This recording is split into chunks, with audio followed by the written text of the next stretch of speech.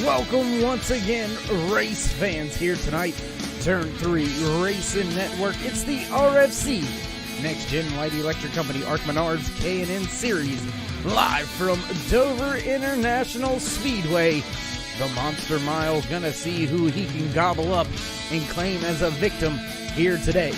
Race number 9, as always, want to thank each and every one of you for joining us here tonight. It's Darkside Dave in the cave, and I got my good buddy Cody with me as well. Cody, how you doing? How you feeling? Dave, excited. Race number 9 of the season here at Dover. You know, we talk a lot about racetracks having character. Dave, the biggest competitor against the drivers tonight is going to be this racetrack. The Monster Mile originally went to concrete back in 1969, and since then it's been wreaking havoc. And tonight these drivers are going to go at it for a full evening of action. And I'm telling you what, Dave, if you've seen a race here at this racetrack, every single turn can be treacherous, and even the 9-degree banking in the straightaways can be treacherous as well. Yeah, no real safe per se place here at Dover. One of the self-cleaning tracks, if you will. Most of the time, if something happens, it finds its way to the bottom of the track, and that may catch a few of the drivers out as well, Cody, because a lot of these drivers, when something happens, natural reaction is go to the bottom. And here, that's where the wreck usually happens. Yeah, it's very true. And you know that old saying, everything that comes up must come down. Well, that is a true factor here at Dover, especially 24 degrees in the banking. And Dave, this will be the first time all year we've seen the RFC Light Electric Company NEXTGEN Arc Menards Series on concrete. And, you know, concrete itself serves up its own kind of ups and downs. And when you look at the rest of the schedule, we're not going to see another concrete track for the rest of the way. So, you know, this could be one of the racetracks that we see maybe a new winner go to victory lane, or could this be the racetrack we see our current points leader, K.D. Osmond, finally crack the code? Davy's been on a tear, 6 top 5s in 6 races so far this season. He is the hottest driver on the circuit right now. The only thing he doesn't have is a win. Yeah, and speaking of our points leader, gonna throw up your championship point standings for you. There you see, as you mentioned, Cody, K.D. Osmond sitting on top of your point standings from Black Hawk Motorsports right there at the top of the board. 307 points in the pocket for Osmond, but as you said, not a race win just yet. 77 of Lance Yancey right there in second. Roy Hyde, the 00, sitting right there third on your charts. In the point standings, Brian Littleton inside the top 10. Troy Radford, after a rough start of the season, slowly starting to climb the point standings. He's sitting in the 9th spot. A few surprise drivers out there not sitting inside the top 10. Chris Medford sitting outside of the top 10 right now after a little bit of points penalties being handed down after last week. The hammer coming down on Medford, and unfortunately, he found himself on the downside of it. Gonna fall through the points just a little bit, but we still got a lot of racing left in this season to be had, Cody. Yeah, we do, Dave. We're 2 races away from halfway. Officially, when we wrap up Daytona here in a couple of weeks and we head to North Wilkesboro, that will be the halfway point. But, Dave, this is kind of the last race before we get into our super speedway stretch. We'll go to Talladega next week, and then we'll go straight to Daytona. And you mentioned the points. We showed the viewers the points there a few moments ago. You know, this is the last real guarantee before that halfway point because, Dave, you and I both know plate racing, draft racing, anything can happen. And with an old school kind of point series, you better get points while you can. And this is one of the only tracks before the halfway point where you're guaranteed anything. Yeah, and going into those plate races, as you said, you kind of want to get anything that you can because you never quite know what's going to happen at one of those plate races. Pretty much if you're in it, you've got a shot to win. They're the great equalizer. some drivers that we've seen struggle on the mile and a half or half miles, they may tend to shine when it comes to plate racing. So it's an opportunity to give, excuse me, some of the drivers a chance to shine. And as long as it's straight and you've got the draft, you've got a chance to win. And I wonder if that's going to be where we may see some real momentum begin to pick up if we can get a driver to finish inside the top 3 in both of those races back to back. That is a big time momentum push. Oh, most definitely. And what else is going to be a factor when we go to Talladega next week in Daytona? It's going to be the teams. Dirty Air Racing and Falcon Motorsports Day, they have been the two, let's just say they are the two dominant teams right now in this series. They've been swapping the lead in the team standings. Dirty Air back up the top this week. They have 818 points. Falcon Motorsports has 803. Only 15 points separate those two teams. Of course, their owners, Brian Maskell Jr. and Tyler Hilton, they have been the class of the field, so to speak, those two teams. And, the next 2 weeks, that's probably going to be a big factor. But today, there is no teams. Well, there is teams, but the only thing they're doing today is fighting Miles the Monster.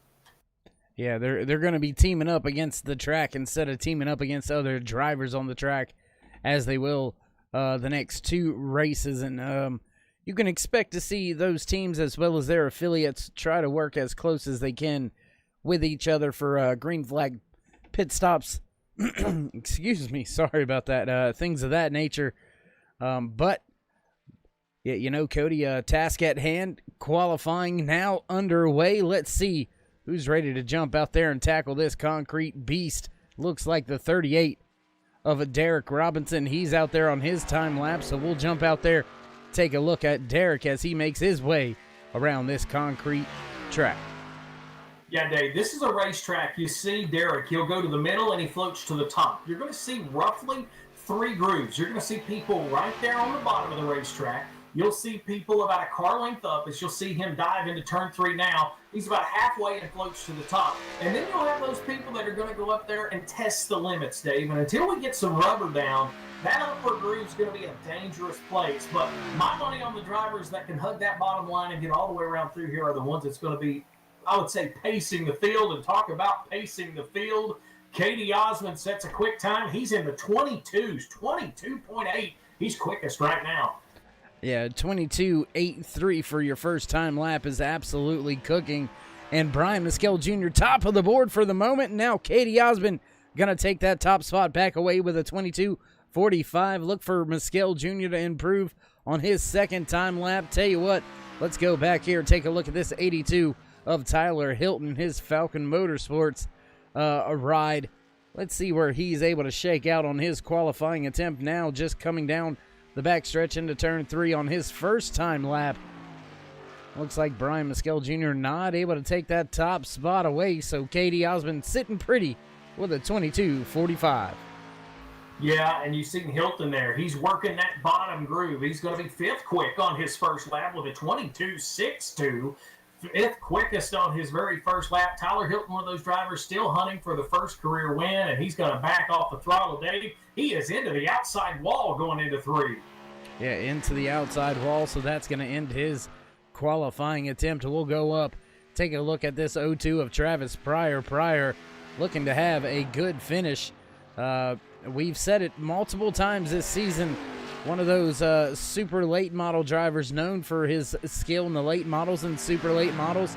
This track a little bit more in the wheelhouse of Pryor. One of those shorter tracks, shorter distance here tonight, only 100 laps.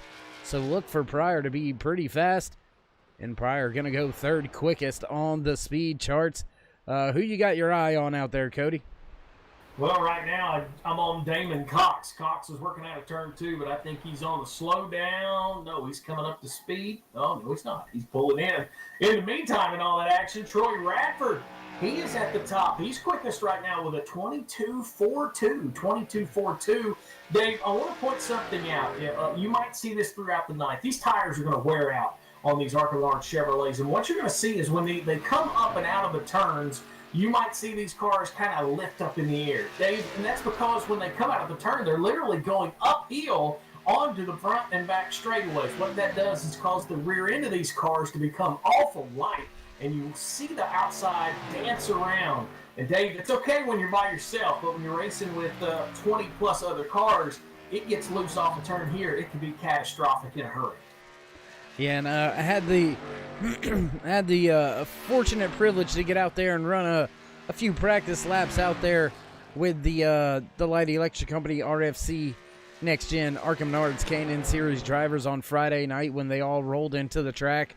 We got out there on track, had a little bit of fun, and you're exactly right. When these cars unload coming up out of especially turn 2, the car likes to get a little bit light there, and you could find yourself with a handful very, very quick as we watched 98 of Thomas Light bring his number 98 machine to a crawl. He's going to slot in the 9th position in the qualifying charts, and it looks like we've got 19 drivers, Cody, to hit the track here in qualifying, and I think that may be just about all we get. Yeah, Dave, we see an average week in and week out. We talk about it for the qualifying. Right now, only 19 have took quick time. I do see a driver, once again, with another really good qualifying effort. Now, he did walk away with the victory last week after the penalty was handed to Chris Mefford, and that's Brian Snare. We talked about him qualifying on the front row the last 2 weeks. He is slated right now in 7th. Looks like he may stay there. Depends on if we have any other drivers get onto the racetrack. And, Dave, we do. It looks like I'm seeing Eric Blunt roll out onto the racetrack now. Yeah, and it looks like Eric Blount, he's got one time lap in already, looking to finish the second one. Now that one's going to come to a close. So I tell you what, let's watch this number 10 GoDaddy, the Light Electric Company Arkham Menards K&N Series car go around the track, being piloted by Melvin Young, going to cross the line to begin his first time lap here in qualifying with just about half of qualifying already. Oh, big wiggle there off of 2 by Melvin Young. With half of qualifying already over, we've only got about 3.5 minutes remaining here, Cody. So Melvin going to have to get up on it if he's going to get the job done here. Yeah, that wiggle off of turn 2 definitely hurt his time. But Melvin, one of the newcomers, he's one of the rookies this year, coming from a lower division in racing. And he's into that outside wall again on the back straightaway, and all kinds of trouble for that GoDaddy number 10 machine. So it looks like he's going to pull it in. No, he's going to stay out there to finish this lap. But, Dave, he's one of the drivers we've talked about, one of the rookies trying to get some laps in. And him and his teammate, Jimmy Hetrick, they have teamed up with Eric Blunt and a couple of other drivers. Jimmy's really had a solid year. We've talked with him quite a few times here on the broadcast. Yeah, no, that's sometimes what you got to do. Sometimes as a rookie, as a newcomer, you kind of got to get around some of the guys that have got a little bit of experience and a little bit of knowledge, not just about the physics, but the feel, the way these cars feel. This simulator is much different than any of the games out there that a lot of us have played in the past and been a part of in the past. This simulator is yards, leaps and bounds ahead of those games. So you may have been dominant over there, but when you come here, you can get humbled very quickly. I myself have firsthand knowledge, very humbled very quick. But, you know, that's part of it. That's why we come to iRacing, the world's #1 racing simulator, is to put our skills to the test against some of the best sim racing drivers in the world. And we have the privilege, Cody, of watching one of the best Arkham Menards K&N Series out here on iRacing each and every Sunday night here on the Turn 3 Racing Network. So, I mean, at the end of the day, we're still the privileged ones. Yes, indeed. Dave, we've seen 8 races so far this season, this being the 9th. And, Dave, we have seen 8 amazing races so far this season. We even have seen a race at Laguna Seca. So, yeah, we've pretty much seen it all so far in this Arkham Menards Light Electric Company Menards 2020 season. That we have, and with about 2 minutes remaining here in qualifying, looks like everybody that's going to put in a time lap has put in a time lap. Looks like Troy Radford sitting clean and clear up there at the top of the speed charts with a quick time of a 22:42. So I tell you what, we're going to step away for a commercial break, then head down trackside for the national anthem. So don't go anywhere, ladies and gentlemen. We'll be right back.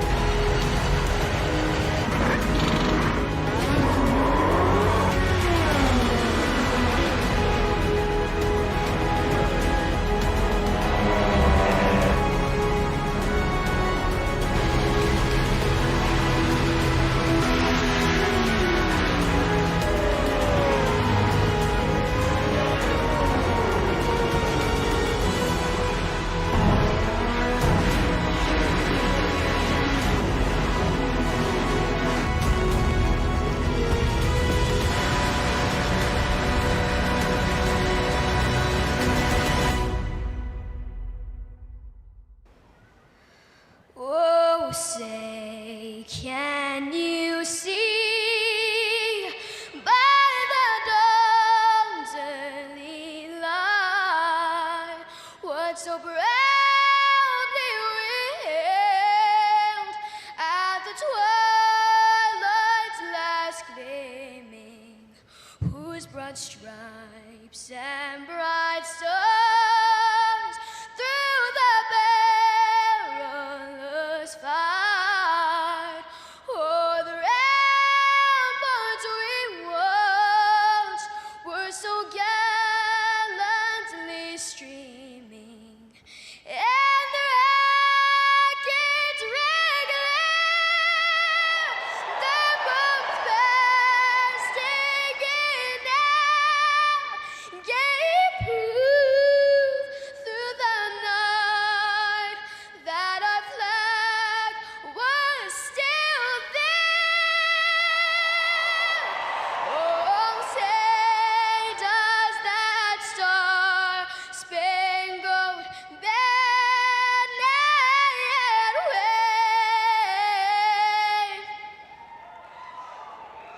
o'er the land of the free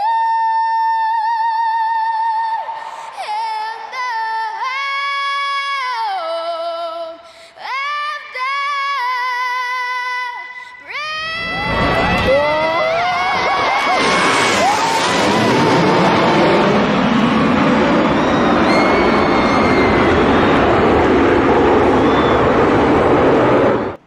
Back trackside as your grid begins to roll around the track.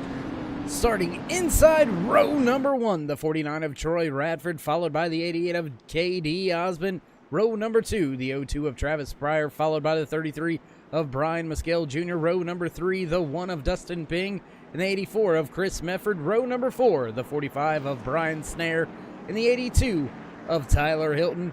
Starting row number 10, the 98 of Thomas Light and the 77 of Lance Yancey, and I think that's probably going to be about all the time we got. Gonna scroll through the rest of your starting lineup as the Chevy Silverado pace truck ducks on off. We'll get set to fire things off for the first time here tonight from Dover International Speedway. Osmond waiting on the outside to hit the gas. Radford nails it. Great start. Starts out very good. Half a car length back to Pryor as Osmond stuck on that outside lane. A great start by the front of the field. Side by side is Radford and Katie Osmond.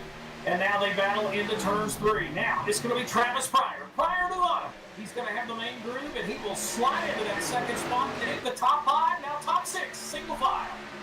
Top 5, 6, single file. Now looks like most of the field beginning to get single file back behind them. Pryor with a great start took away that second position, and he is right there on the bumper of Radford, not going away just yet. Radford going to come back to lead lap number 2, but he has still got Travis Pryor all over him. Looks like we've got a long train of cars now, Cody, all the way around almost half of this track. Yeah, Dave, 25 cars make up the field tonight. Right now it is a snake going all the way around this 1 mile racetrack. Travis Pryor working on the back bumper of Troy Radford. Radford off of turn 4. He's coming to lap 4 this time. Dave, coming into this race, 80 laps short of leading 1,000 in this series. You mentioned off air a minute ago, that's a lot to ask, but right now, that machine looks like it's on a rail leading Travis Pryor down the back straightaway. And it's going to have to be on a rail if he's going to want to keep that 0-2 of Travis Pryor behind him. Pryor looking to the inside almost every single corner, as the one of Dustin Ping looks now to the inside of the 33 of Brian Mescal Jr. The 33 going to keep the spot for now. Ping going to have to regroup as he's got Chris Medford and Tyler Hilton just behind him. So when you make a mistimed pass, it can come back to haunt you very early on these restarts.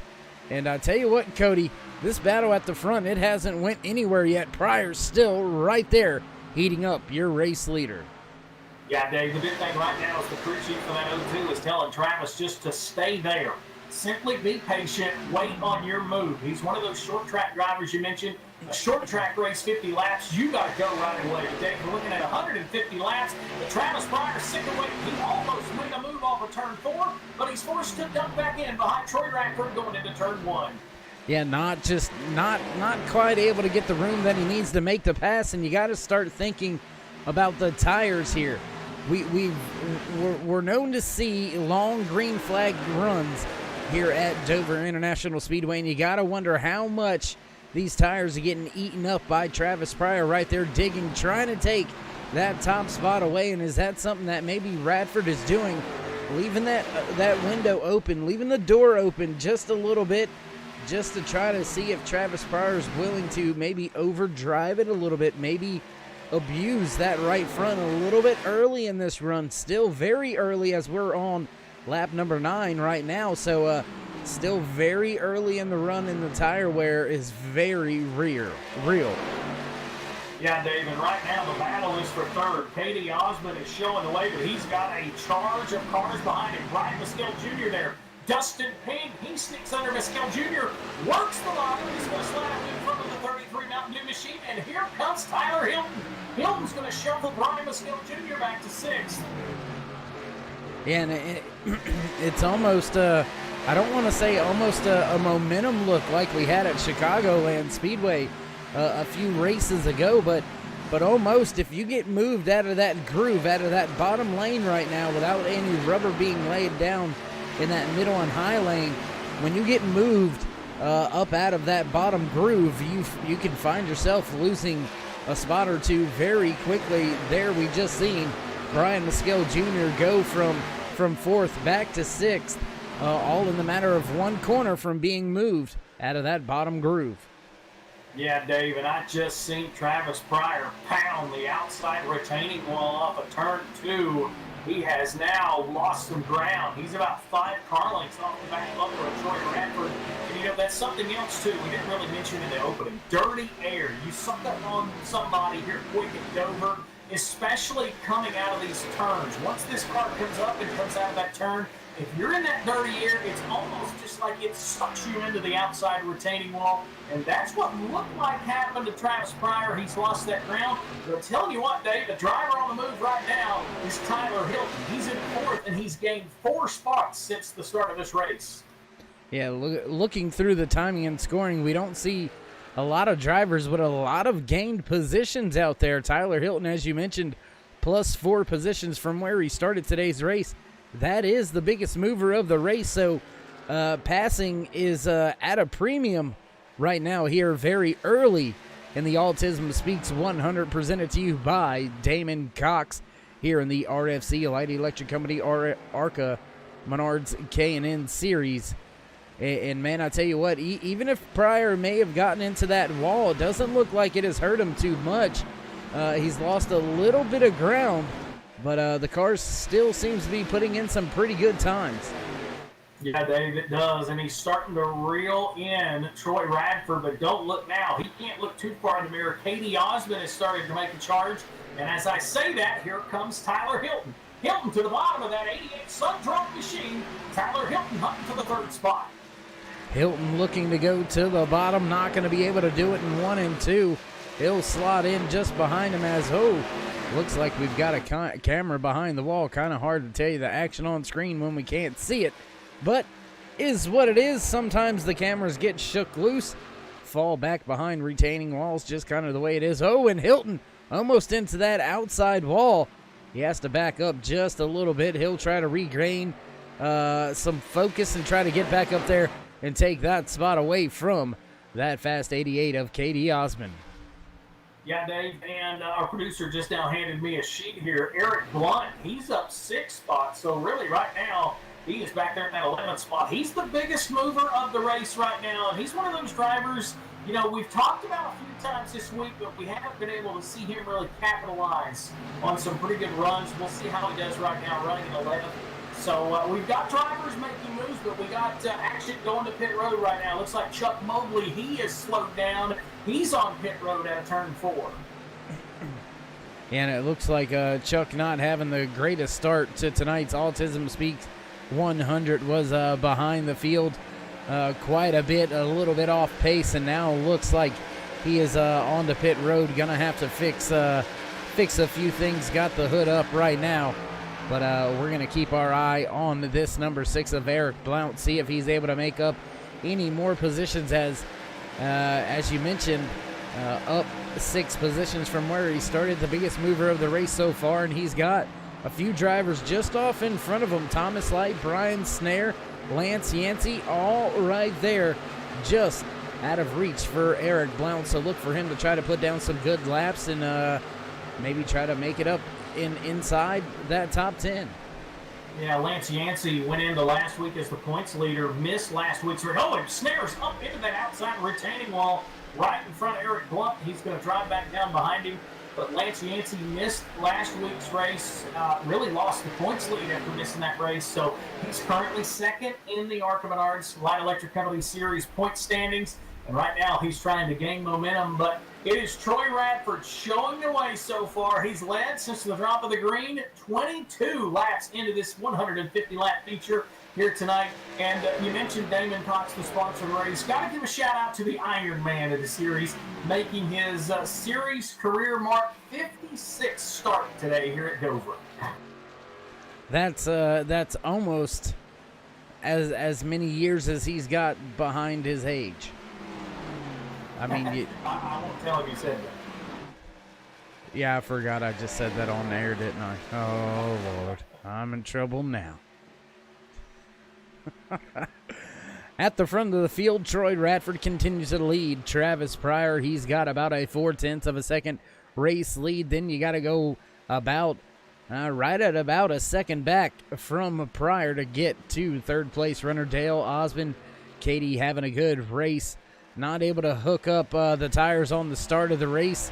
Gave up a spot to Travis Pryor, but since has claimed that third position as Tyler Hilton's trying to run him down, trying to take that spot away.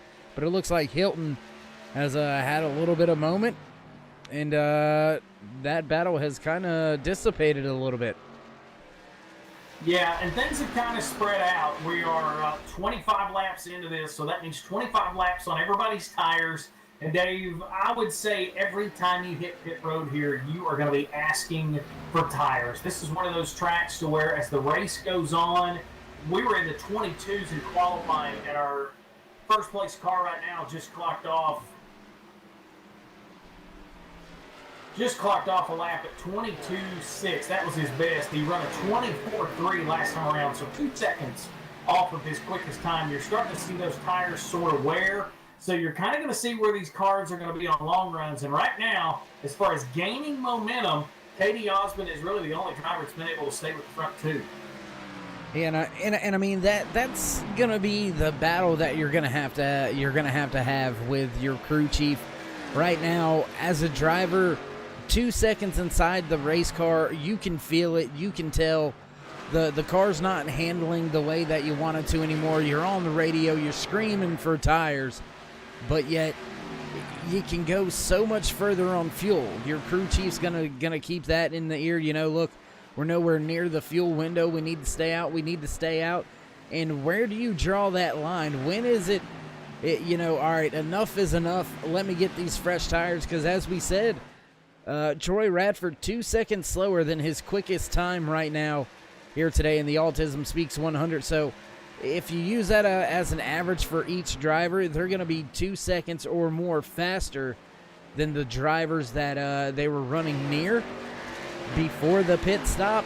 So I think if you hit pit lane first, you're going to find yourself with big gains. But then the longer these drivers stay out, Cody, the longer you're going to be on your new set of tires, which means they're going to have even fresher. So I don't know. Dover's always been a really tricky strategy track. Yeah, it has, Dave. And another thing, you know, we talked about the racetrack being difficult.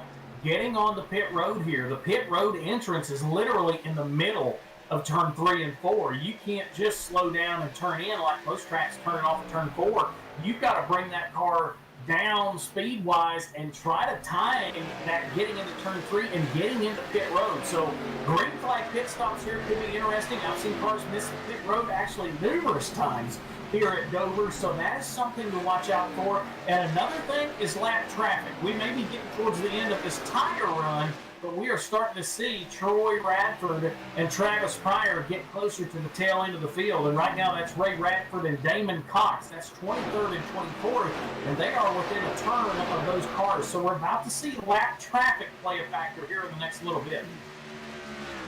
And that's something else that we haven't really mentioned very much about here tonight at Dover International Speedway is, yes, it's a mile racetrack, but here we are, lap 33, and we've got your race leader, Troy Radford, already working in to the back of some of the drivers at the rear of the field. So with long green flag runs here, a lot of the field can get caught up a lap down. And then once you cycle in green flag pit cycles, things can get pretty out of hand pretty quick.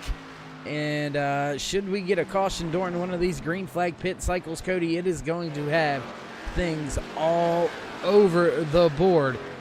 As on screen, we just watched the 77 of Lance Yancey not just catch Dustin Ping, but complete the pass. That's going to move that 77 up into the 7th position. Ping gonna fall back to the 8th spot. That looked to be right at one of the closest battles on the racetrack, as Lance Yancey gonna set his sights now on the rear of that 84 of Chris Medford. Yeah, Dave, and here's a good thing for Lance Yancey. If you're making passes this late into a run, I would look at that as a positive. Right now, Roy Hyde, he's making the move on Gordon Larson Jr. right now. And they are working, it looks like, for that 14th and 15th spot. Hyde's going to ultimately take the move off of turn 4. But what I was saying, if you're making moves this late into a run day, you got to be tickled with where your car's at. Yeah, very, very good feeling when 37 laps into the run, you can still turn that wheel down and the car still responds, still turns down the hill, still gets underneath the next driver in front of you. So you got to be feeling real good about the tire management and about the setup of the car when you can do something like that late in the race. And as we continue to watch some of the drivers back through the rear of the field, keeping our eye on this 00 of Roy Hyde, he's continuing to try to charge up through the field, running in the 14th position now, looking to take that 13th spot away from Cody Terry. And Roy Hyde, one of the drivers that have been to victory lane. And here he is. He finds himself just about 10 seconds in front of the race leader. So all the way back to 14th, 15th place. You're still not safe right here as we continue green flag racing here at Dover International Speedway for the Autism Speaks 100. Very, very true, Dave. And as Roy Hyde makes the pass on Cody Terry, he came in third in points coming into this week. He was a winner at Indy, and Dave, you know, the whole green flag pit stops and a caution comes out. He paid dividends by picking up a big win at Indy on fuel strategy, and it was a caution that helped him get that checkered flag. So if anybody knows how the benefits of a caution coming out on a green flag run, it's Roy Hyde. But right now, he's passed 2 cars in the last 7 laps, as we put lap 40 on the board this time by. Yeah, as we continue to work our way around the track, your race leader continues to put drivers down a lap. Looks like the 4 of Michael Massengill, the latest victim to your race leader, Troy Radford, and Travis Pryor, both getting by that 4 of Michael Massengill. The 88 of Katie Osmond still yet to get by him, so lap traffic going to come into play at the front of the field. And right now it looks like, even though Radford has the lead, it looks like Pryor hasn't really fallen off very much last time by, Cody. Those 2 drivers ran identical laps, both running a 24:55, so still right at that 2-second fall-off mark for both of these drivers at the front of the field. And I don't know, maybe we've seen that threshold for the tire fall off. Maybe it's going to stay right around this 2-second a lap fall off. Very true, and I think the only difference, Dave, between those top 2 cars is when Pryor got into that outside wall off of turn 2 back just about 23 laps ago. I think that's what made the gap. Otherwise, identical for these 2 up front. The only thing different is the line that Travis Pryor's running right now. He's that super late model, short track style driver. And what you want to do in a short track is you want to protect that bottom line. That bottom line is your best friend. It's like a wall. And that's what he's doing. He's working the bottom of the racetrack. For Troy Radford, he's about a groove up, kind of making the diamond, going to the middle, floating down, and then just barely touching that line in and touching it out. And then he floats through the middle of the turns. Right now, he goes to put Brandon Mefford a lap down. Mefford was running 20th. Yeah, and the 83 of Medford going down a lap. I don't want to say pretty easily, but didn't fight your race leader too hard there. Knew the race leader was still much faster, and as a matter of fact, looks like Medford gonna bring his machine to pit road this time by, so he's had enough on those older tires. And you know, we got to keep that in mind here. When are the rest of the field, when are the front runners going to decide I've had enough on these tires and bring their cars to pit road? We have been green flag racing from the drop of the green flag here tonight, as it looks like we've got another taker on pit road. It looks like that was the 48 of Jimmy Hetrick going down a lap, coming to pit road that time by. So I just wonder when our tires going to be the big premium, as the 10 of Melvin Young out of shape, big time out of shape, right in front of Travis Pryor. He's going to move up the track just a little bit, and that's going to put him just in front of K.D. Osmond. Yeah, it looked like Melvin Young got up into that dirty junk up in turns 1 and 2. Got him loose off of 2 and almost caused chaos for Travis Pryor. Dave, I'm going to make a statement. Once we start seeing somebody inside of the top 15 get to pit road, I think you're going to have to see these cars come to pit road, especially if we start seeing somebody inside of the top 10, because, Dave, you can make up so much ground here on fresh tires because you could push the limits, so to speak. But right now, the top 15 pretty much running solid, and we're yet to see anybody up front really make a move. There it looks like Brian Snare. As I say that, he goes to pit road. He's going to be the first driver in the top 15 to go to pit road. So we'll see if that brings any of the other drivers down pit road for the first round of green flag pit stops. And it looks like the battle to get by the 10 of Melvin Young, that has brought the battle between Hilton and Osmond to fruition there. Looks like Hilton finally able to make the pass, as both of these drivers struggle to get around that 10 of Melvin Young for multiple laps.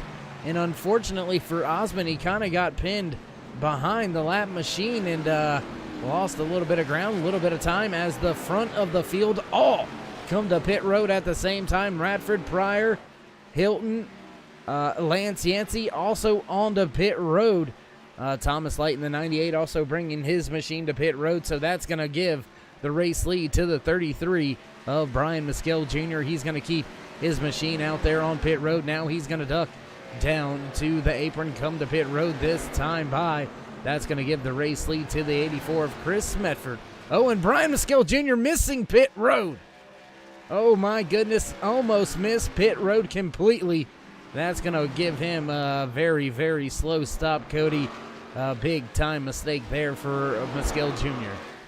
Yeah, he dove down into turn 3, and I mean, did everything he could to get that car slowed down. I thought he was going to slide back out onto the racetrack. That would have really been catastrophic. But that's going to be a huge miss for that 33 machine. We saw him go to victory lane earlier this year as well. But Dave, I mentioned it. Once we saw some of those drivers up front go to pit road, I felt like you would have to see the other drivers follow suit. I'm telling you what, the pit crew for Troy Radford has got him rolling right now. Absolutely. And Travis Pryor's crew, look at that, a 14.88 pit stop. That is hands down the fastest pit stop so far out of anybody that's been on pit road. Looks like Brian Snare's crew going to match that, as well as Derek Robinson's crew, as Roy Hyde gives up the race lead, brings his machine to pit road. That's going to put the lead back into the hands of this man on screen, the 49 of Troy Radford. But, I mean, Radford's crew did a heck of a job down there on pit road. But Pryor able to make up a little bit of ground after giving up so much time trying to get by that lap machine just before green flag pit stops. Yeah, Dave, and as we've reached 54 laps in this event, we are still green flag, and as of right now, we've got 16 cars on the lead lap, as there's about 15 car lengths between Troy Radford and Cody Terry. He's running 16th right now. He'd be the next car to go a lap down. Oh, and the caution is out. And it looks like maybe Chris Medford may have been involved in this latest one. We'll try to take a look around the track, see if we see what may have happened to Medford. Medford on pit road, so we'll take a look, see if we see what happened here with Medford. Oh, and it looks like just a little loose into the inside wall. Oh, and then Thomas Light. Oh, my goodness. Wow. Medford just trying to kind of ease out of the way, and Thomas Light absolutely ate the rear end of that 84. Oh, my goodness, that was that was tough. Yeah, Dave, it was, and it looked like Medford just simply caught that apron, got that car just loose enough to have to overcorrect it. When he did, he tried to save it off the front straightaway, and man, oh man, nowhere to go for Thomas Light, and the result is 2 torn up race cars. So here's our first little shakeup in our race this evening, right out of green flag pit stops. Yeah, that is gonna shake things up for sure, as we've got drivers back on to pit road. We've got drivers that decided to stay out, drivers that decided to come to pit road. Looks like Katie Osmond going to stay out. Lance Yancey, Brian Snare, Brian Mescal Jr., Eric Blount, Derek Robinson, Dustin Ping, Roy Hyde, Jimmy Hetrick, Gordon Larson Jr., all staying out on track. And other cars to hit pit road. Looks like Travis Pryor is going to win that race off of pit road. It looks like the 19 going to stay out on track to get the wave around. So with all that being said, ladies and gentlemen, we're going to step away for a brief commercial break. Don't go anywhere. We'll be right back.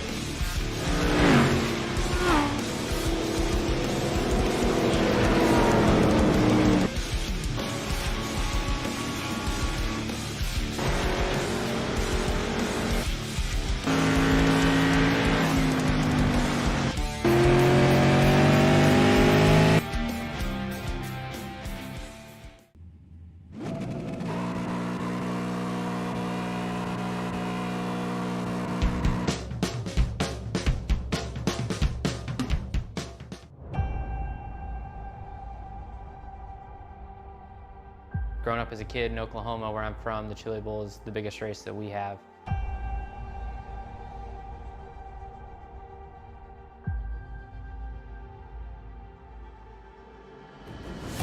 The Chili Bowl has kind of been my favorite race of the year.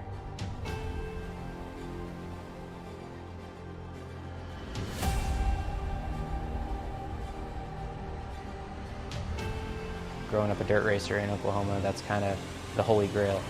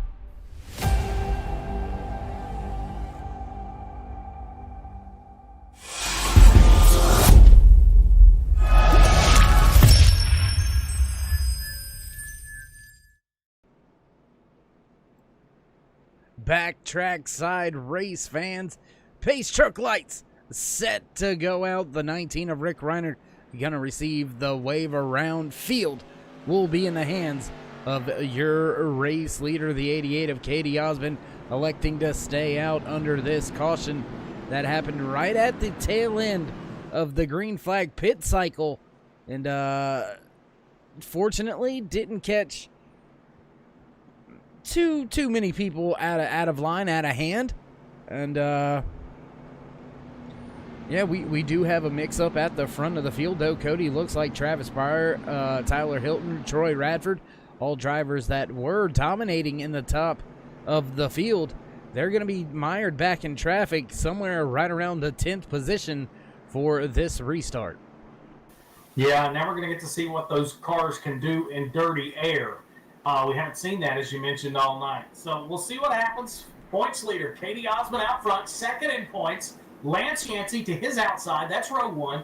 Brian Stair, Brian Miskell Jr., third and fourth make row two. Pace truck in, green flag, and it's Katie Osmond. What a jump, Dave. He leads by about 7 car lengths off of 4. Yeah, big jump for Osmond. Oh, as around towards the rear of the field, seeing a car spinning towards the rear. And oh, it looks like that may be the 4 of Michael Massengill involved in this one. Yes, there you see him on screen, torn up just a little bit. We'll take a look back with our turn 3 replay. Looks like coming up through the gears, everything looks fine. And oh, it looks like maybe a little contact with Doug Wasaki. Looks like maybe Wasaki trying to slot in just behind him, and unfortunately just wasn't quite clear enough.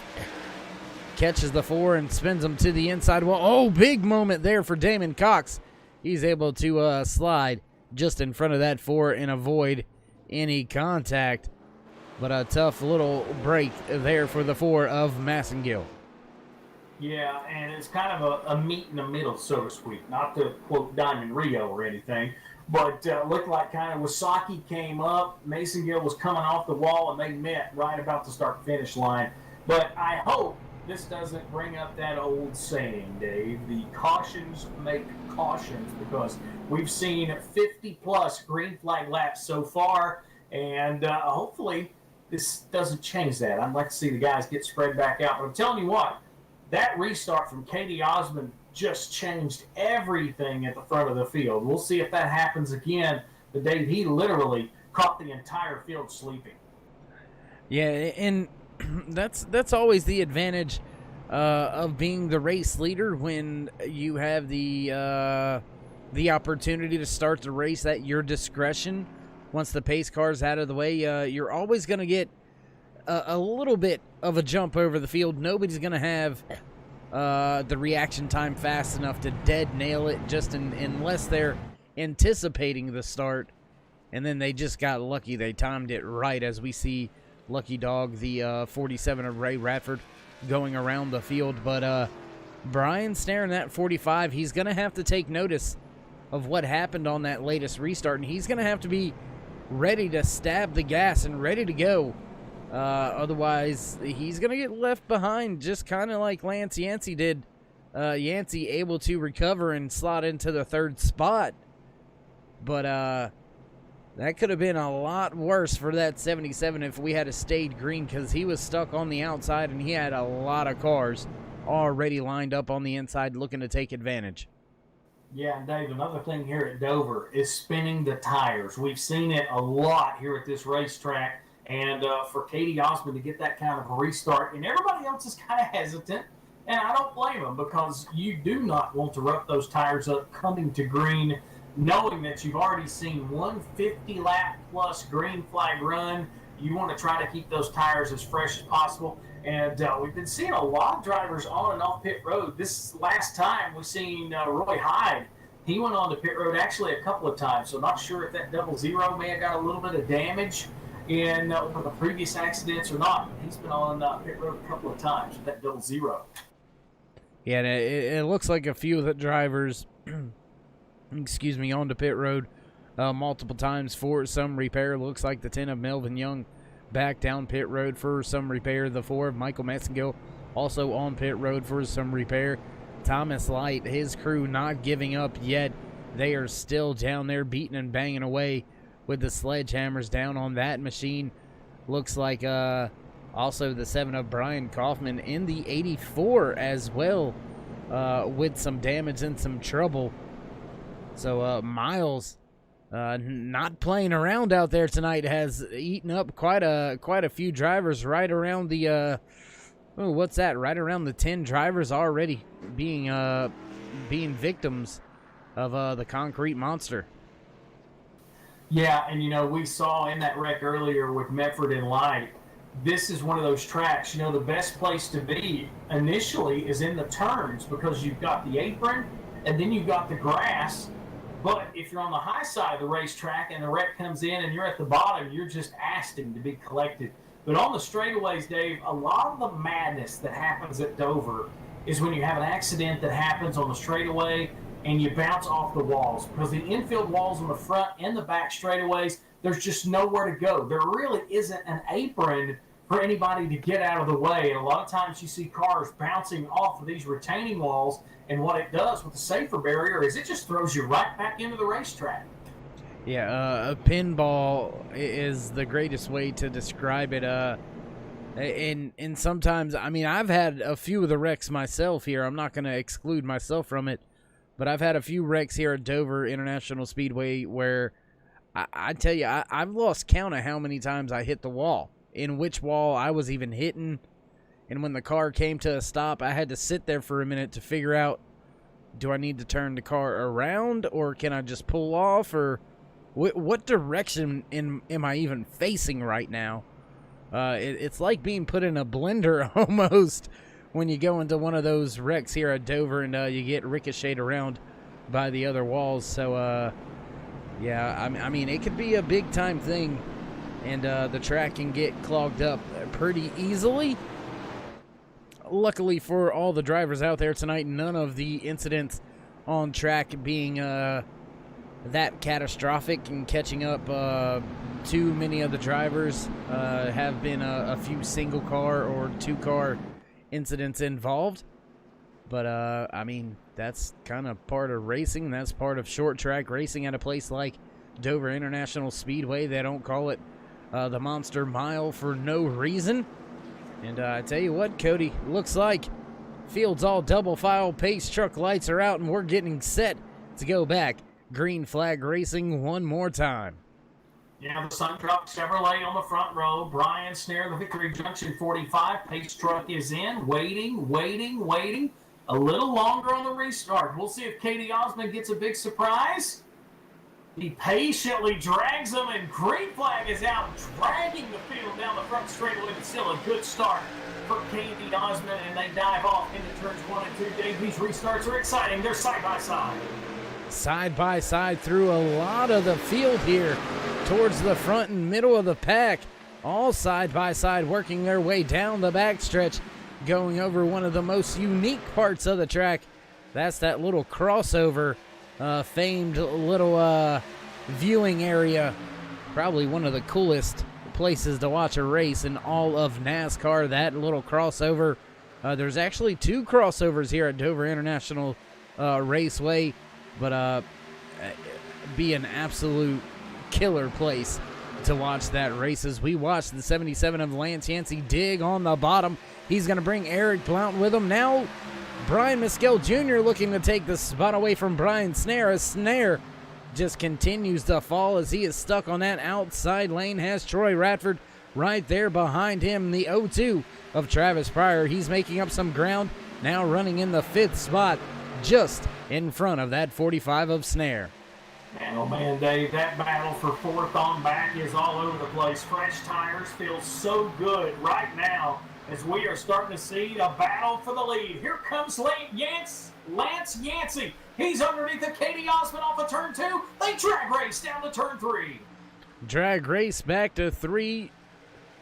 Yancey not able to take the spot away just yet, and moving the 6 up out of that bottom groove, the 33 of Brian Mescal Jr. He's going to take that 3rd spot away. The 0-2 of Travis Pryor just behind him, running right up on his rear deck lid. And here comes Radford looking to the inside of Pryor. Here comes Radford. He works the bottom under Pryor. The bottom is the place to be right now, as they are a big, long line of race drivers. We've got 12 of them battling essentially for the top spot as K&N Osmond shows the way. Radford's going to make the move. No, he's going to slow down back behind. 3 drivers with fresher tires right now trying to make their way up through the field. Radford, Pryor, Hilton, all with another set of new tires on their car, trying to make their way up through the field of drivers that have stayed out from 2 cautions ago. As K&N Osmond continues to lead the 77 of Lance Yancey, Brian Mescal Jr. not just trying to catch them, but trying to keep that fast 49 of Radford and Pryor behind him. As Osmond's up the track, here comes Lance Yancey, and Radford's all over Brian Mescal Jr. They are side by side. Man, it looks like a restart in Dover. Lance Yancey the bottom under K&N Osmond, and he opens the door for Troy Radford. Radford in that 3rd spot, and he's hunting for the 2nd spot. Here comes Travis Pryor. Loose on entry to 3, your race leader Lance Yancey off a 4, big time slide. Here comes Radford. He'd slided in the 3rd position. Where is he going to go? He drops to the bottom to help that 77 push by the 88 of Osmond on the outside. Now Radford looking to take that 2nd spot away. Here comes Pryor digging to the bottom just behind Radford. That's going to drop Osmond from the race lead, now battling for 3rd. Travis Pryor tries to work under the Sundrop Chevrolet. A little bit of clean air. He will duck back behind Travis Pryor.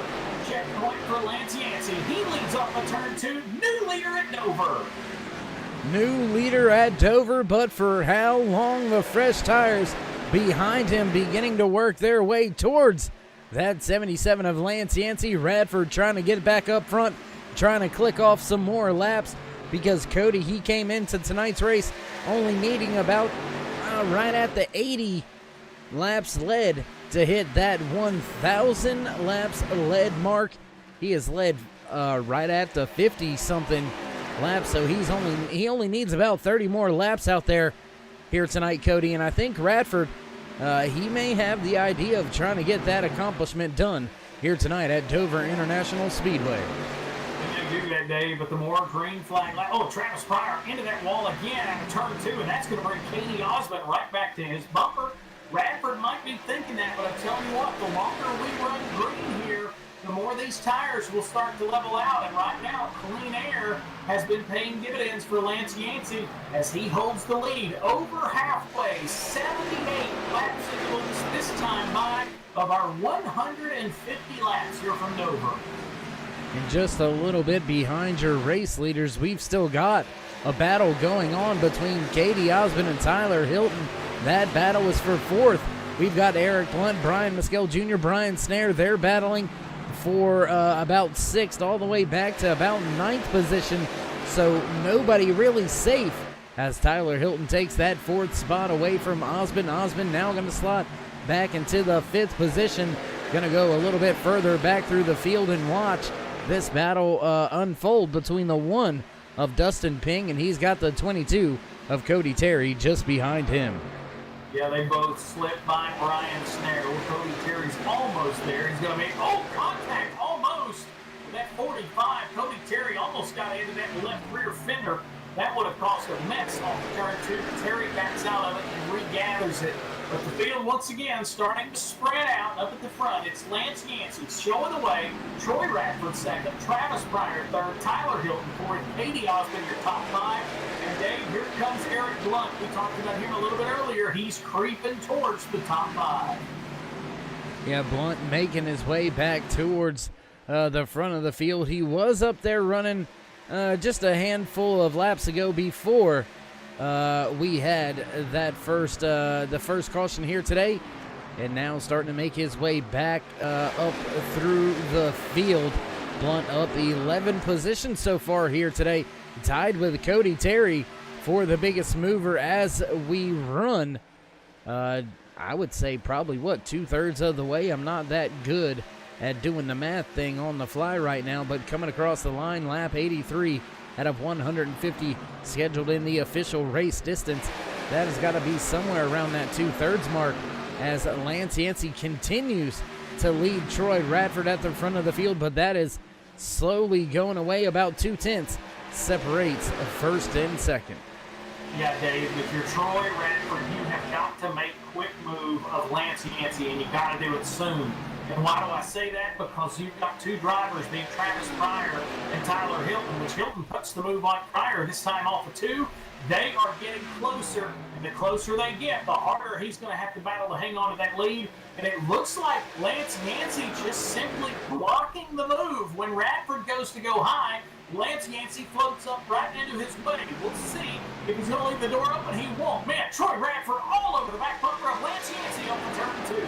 And that's part of racing right there. Not necessarily blocking, just taking the line away. There you see plenty of room there being given by the 77 of Lance Yancey, just running right where Radford wants to run. And sometimes you get your opponent guessing. And as we see Radford taking a little bit higher entry into one that time. But sometimes that's just what you got to do. You got to use the line that they use. It basically distract them a little bit, if you will, this time by. It looks like Radford going to dig on the bottom, very close to having a nose there as Lance Yancey loose off of 4. Radford going to look to the bottom this time, going to pull even, make the pass, and here comes Hilton. He's going to take that second spot away. Yeah, and I think that was just a gentleman move from Lance Yancey because he felt that he was holding him up, and once Troy Radford got that bumper close, he would just rather fall back in line and let Radford go. But I'm telling you what, you mentioned it, that driver in the 82 machine still hunting for his first career win. He is running down our leader, and right now only about a car length separates those two off of turn 2. Yeah, and keeping it with the theme of twos right now. Both of these drivers running 1 and 2 have been on pit road 2 times here tonight.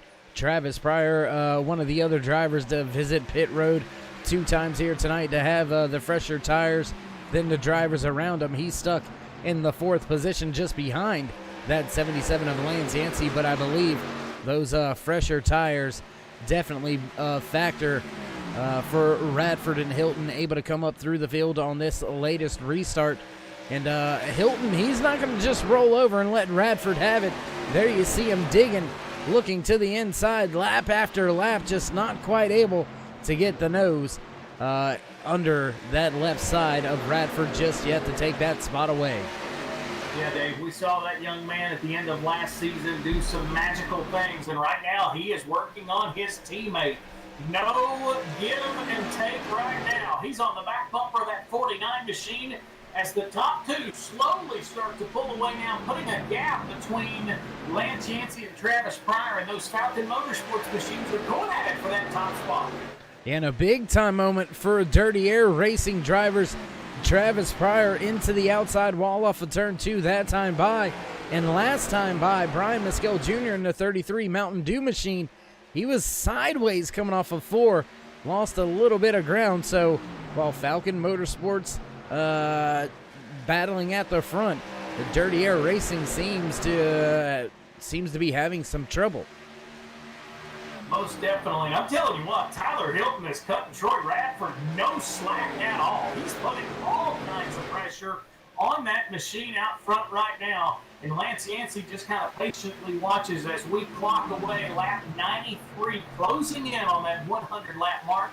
Race fans, if you're enjoying your broadcast, hey, we invite you to check out the Turn 3 Racing Network on Facebook, YouTube. Give us a like, crash, smash the bell, as Dave likes to say.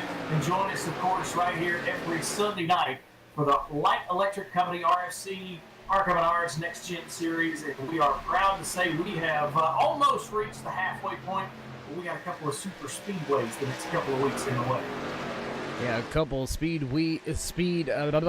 couple of super speedway restrictor plate races on tap for the RFC NEXTGEN Light Electric Company Arkham Menards K&N Series here on the Turn 3 Racing Network. There you see the schedule of the upcoming races. Gonna head to Talladega next Sunday night, then we'll pack up, head all the way down to Daytona. Then one of the tracks that I have been waiting for all year long, North Wilkesboro on the schedule, and we're gonna get it done old school style, baby. It's gonna be great when we get to that track. I can't wait. Yeah, you can tell me and Dave are both old school NASCAR fans, because I was excited for us to go to Rockingham, and now Dave's checking off North Wilkesboro. So yeah, we have that kind of classic bug. Right now we've got kind of a classic little battle at the front of the field here at Dover International Speedway in the Autism Speaks 100. We've got your race leader, Troy Radford. He's running the bottom, leaving just a little bit of a window there, letting Hilton think he can get the 82, thinking he can get the nose in there. Then that door kind of just closes and goes away, and that keeps that 82 right there on that rear bumper of Radford. But now looking to the inside, not there yet. Not able to take that spot away. And Lance Yancey, he's done a heck of a job right here as well, Cody, keeping that 77 machine up there in the third spot, splitting that trio of drivers that have the fresher tires.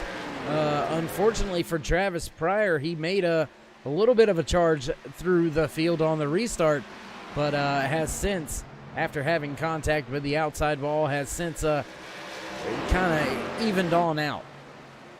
Yeah, Dave, and I've been impressed with Lance Yancey, and Troy Radford's going to go to the high side. He's going to get Tyler Hilton the lead. I feel like if he would have done that a couple of laps ago, maybe they could have pulled away from Lance Yancey. But Radford holding Hilton up gave Yancey the opportunity to kind of hang around, and now finally Hilton does make the move. He passes his Falcon Motorsports teammate, and off of turn 2, new leader is Tyler Hilton with 100 laps in the books. With 100 laps in the book, we've only got 51 laps remaining, and I think that may have been a little bit of an attempt out of Radford to play a little bit of the team game here. Let's go ahead and get the teammate a lap lead point, but I think maybe the strategy came a little bit too late, as you said. Now the 77 of Lance Yancey right there in the mix, so not going to be able to just pull another team switch at the front. So we'll have to wait and see how all this plays out. And keep in mind, Cody, we're going to be working ourselves into a green flag pit cycle here within the next 10 to 15 laps. These drivers hitting pit road that first stint right about the 54 lap marker. We have had a little bit of caution, so I'm projecting somewhere around lap 110 to lap 115 is when we should see these drivers all hit pit road for what should be the final time tonight. Yeah, Dave, and once we start to see some of these drivers, it's like we saw earlier. I think if you see Hilton come in, you're going to see the next 3 or 4 top 5 guys come in as well, just simply to keep everybody together. We haven't really seen anybody go off circuit, so to speak, as far as pit strategy.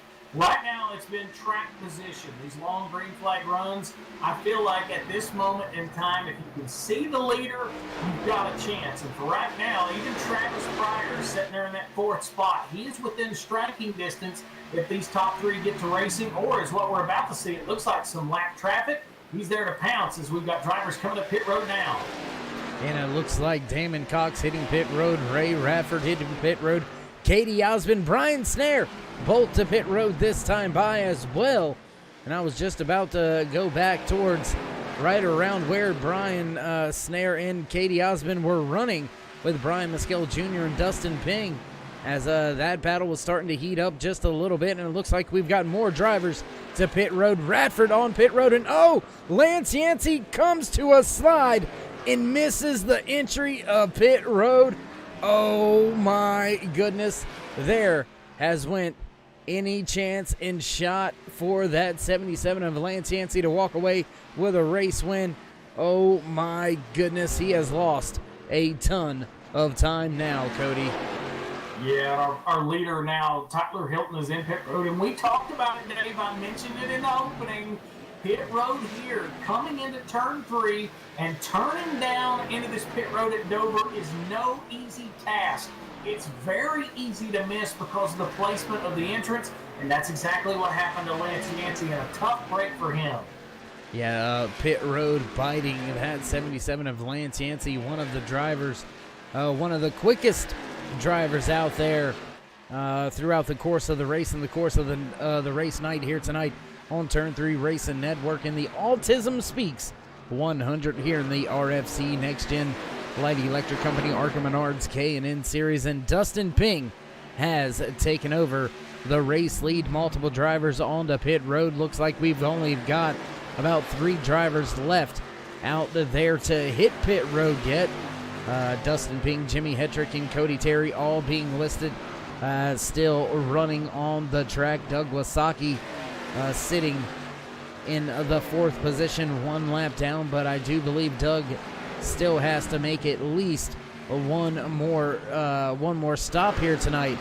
So Radford, one of the first drivers on the pit road, finds himself in the 5th position, but 1 lap down. Yeah, and Dave, once things circle back around, Travis Pryor is right there again. He is roughly about 3 car lengths off of the back bumper of Troy Radford. This very well could be the battle to shake things up, but I'm interested to see Travis Pryor just take a deep breath here. Oh, and Cody Terry, the caution flag comes out. Caution flag flies on lap 111, and Rick Reinert, I believe, may have been involved in this one, Dave. Yeah, it looks like the 19 of Rick Reinert went around on this one. We'll take a look back. Oh, Doug Wasaki pounds that outside wall coming off of turn number 2. Oh, and nowhere to go for Rick Reinert. We'll take another look at that. Oh, tough hit. Reinert into the outside wall. Oh, my goodness. I don't know how Lance Yancey got through there, but he did. And, Chuck Mobley, hard lick there at the end of that one. We'll take a look here. See what happened to Mobley from his onboard camera. There you see, nowhere to go. Oh, and right into the front end, and you can hear the engine just scraping across the bottom of the track after that hard impact. Tough break for Chuck Mobley and his 76 crew. Yeah, Dave, and that's exactly what we talked about. Once you get off of one wall and you get slung into another, it's just like a ping pong. It's back and forth. It's a pinball, and nowhere to go for Chuck Mobley. You got to feel bad in that distance. He hadn't had such a great race, but man, oh man, just nowhere to go. And you got to feel even worse for him right now, as that 76 driving around with the hood up right now. So spotter being utilized very heavily right now, as that 76 probably can't see very much of anything with the hood up on that machine like that. There you see the 34 up at the front of the field just in front of the 77 of Lance Yancey. His right side caved in quite a bit. So, yeah, tough break here for some of these drivers late in the run, and during that set of green flag pit cycles. That kind of puts a little twist on things here. Yeah, it does, Dave. And another thing it does is put pressure on these pit crews, because if we see some of these big hitters come in, this could very well be your money stop. Well, we say that a lot week in and week out, but this very well could be the money stop for some of these drivers that are coming to pit road now. We'll see if we get any of our front runners to take part in this. But I feel like if you're not on pit road here, Dave, this may be one of those, hey, you got what you got, and I hope you got what you like. Yeah, and I mean, we're almost to that point. We're right at about the 35 to 37 lap range, somewhere right in there. Not too god-awful of a long green flag run. Certainly not a short track shootout just yet. Right in that range of being aware of tire management at the beginning of the stint is kind of what these drivers are looking at right here, and we'll have to see if any of them go that route, if any of them are willing to save a little bit of tire in case we do get a green flag run to the end. Statistics are showing here at Dover International Speedway that we haven't had a caution inside 21 laps to go the past 3 times we came to Dover. So maybe some of these drivers going to have to bank on the trend instead of the way that they feel. Very true. But one thing is for certain, Dave, we've seen some exciting finishes so far in 2020. And 113 of 150 laps complete. I think we're setting up with another one of them, as we are going to see another exciting restart. These restarts here at Dover are nuts. Well, then you had to go play the whole It's 2020 card, and now we're going to see Godzilla on a Tonka truck in Victory Lane. I was thinking more along the lines of Loch Ness on a flatbed, something like that. Can we get murder hornets on a corn dog? No? Too soon? Too early? Okay. I have no comment for that. Oh, that's the FCC knocking on the door. Got to answer it. No, I'm just kidding, guys. Just kidding. So, as we work our way around the track under caution here, field pretty mixed up. Looks like we're going to have quite a few drivers that are going to try to take the wave around. Looks like Katie Osmond, one of those drivers, is going to look for a wave around. A long train of cars in front of your race leader, Dustin Ping. Jimmy Hetrick just behind him. Cody Terry right there in third. And those 3 drivers did not stop under green flag. So fortunate for them, it all fell the way they wanted. All fell in their hands. And worked out beautifully, as we're only going to have, like I said, about 35 laps or so remaining to the end of this thing. And Cody, I don't think I've seen a bigger field of wave arounds since I've watched racing. No, and you know what this does is it is going to make the field look more interesting than it has all night, because, Dave, you have got a lot of horsepower going around right now taking the wave around, and they are roughly going to be, I would say, about 4 rows away from the front of the field. So you are going to see some slicing and dicing. And no, it may not be Bigfoot, it may not be the Murder Hornets, but it is going to be an awesome restart here from Dover. And gonna have to keep our eye on Troy Radford being shown in the 4th position, but gonna line up about 4th car inside row behind a few of the drivers that are actually a lap down. Then a very long line of lap machines as green flag flies. Dustin Ping wastes no time getting back on the gas. Cody Terry side by side with Jimmy Hetrick into the corner. Terry gonna take that 2nd spot away without much of a fight out of Hetrick, and they've got a big gap over Troy Radford. Radford now 1.5 seconds behind your race leader, Dustin Ping. who has to deal with Cody Terry. Terry about a half a second off, but is it enough of a jump? Is it enough time to keep Dustin Ping out there in front of the fast-charging 49 of Troy Radford? Yeah, Dave, and Ping had a chance of the victory earlier this year and just simply had it pulled away from him, so to speak. So the number one car trying to, I guess you could say, retaliate, come back with a win. But I'm telling you what, I think his spotter was in his ear telling him, go, go, go, because the tail of the field, Dave, on that restart looked like they were simply confused. They were everywhere. Those cars that were on the wave around with single file, they were all the way down the back straightaway.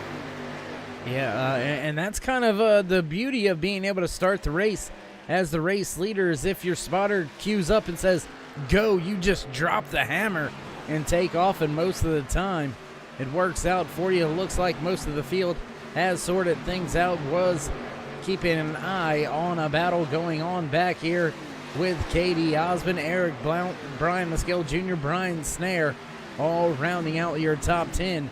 They have since gotten that all sorted out as Brian Mescal Jr. under fire right now. It looks like Brian Snare actually about 0.6 of a second off of Brian Mescal Jr. That is the 57 of Damon Cox being scored one lap down, running in the 16th spot. But he is all over that rear bumper of the 33.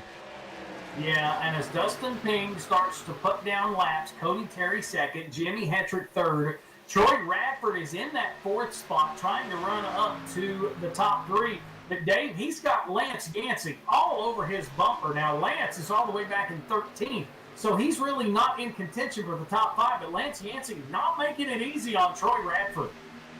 Well, right now, too, you gotta keep in mind, just out in front of Troy Radford is the 38 of Derek Robinson running in the lucky dog position. So Lance Yancey, he can't afford to take it easy. He's got to drive up there as hard as he can, and he's got to try to take that spot away from the 38 of Derek Robinson in case we do find ourselves under caution here late in the running here on the Autism Speaks 100, presented to you by Damon Cox here on the Turn 3 Racing Network for the RFC NEXTGEN Light Electric Company, Arkham Menards, K&N Series.